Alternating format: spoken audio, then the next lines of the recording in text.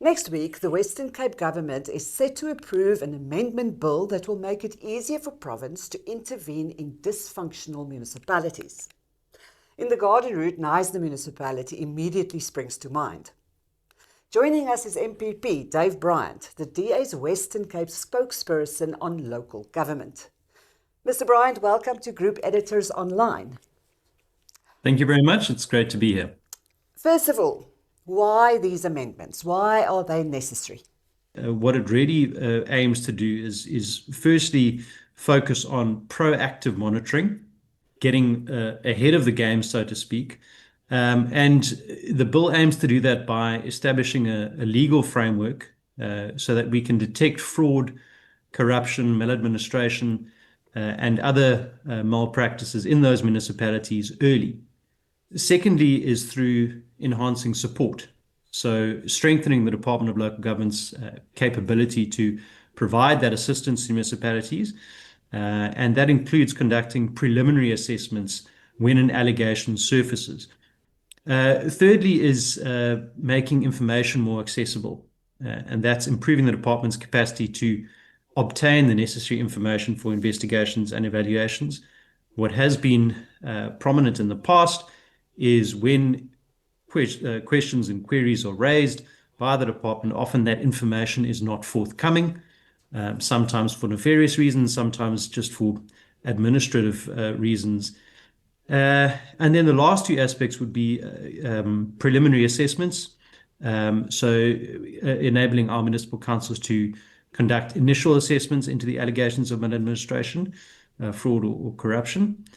And then lastly, streamlining those processes. So refining the technical provisions, which will help to simplify the procedures and reduce a lot of the red tape and the bureaucratic hindrances that are currently in place.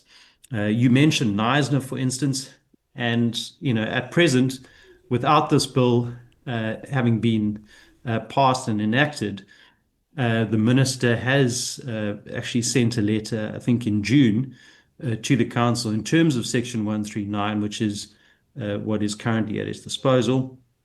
And he is, still in the process of considering whether or not to make a recommendation to the cabinet that council be dissolved. But if we had access to the provisions contained in this new bill, we would certainly be able to take more proactive steps at an earlier stage, which is something that we think could help to save some of the other dysfunctional municipalities, particularly in our more rural parts of the Western Cape.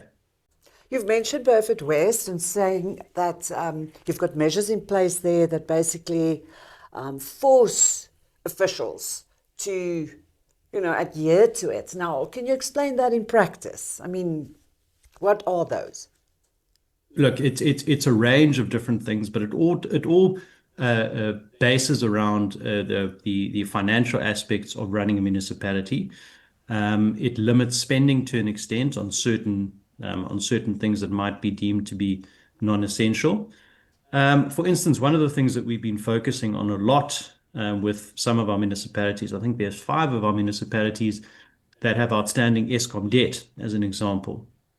And that's something which is a really basic aspect of municipal governments is paying your bills. So making sure that all of the essentials are covered before a municipality embarks on doing Throwing a party for the mayor, as in throwing a party for the celebration or man. something. Yes, yeah. Or going and engaging in things that potentially aren't essential to the core functioning of the municipality, which is Buying new something cars. exactly, which is something that putting a municipality under administration would do as a right. So it's a way of kind of achieving that balance between placing a municipality under administration and still allowing for the political administrations that were elected to have some sort of a say.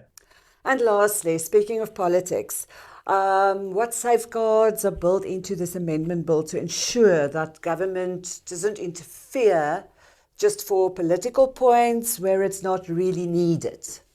We were assured by the legal department and external legal people who were present at our meeting on Tuesday, that there are more than sufficient safeguards built into the legislation, that if there is any inference that a minister is not acting in the best interests of the municipality and of the province at large, then that will be able to be dealt with quite swiftly.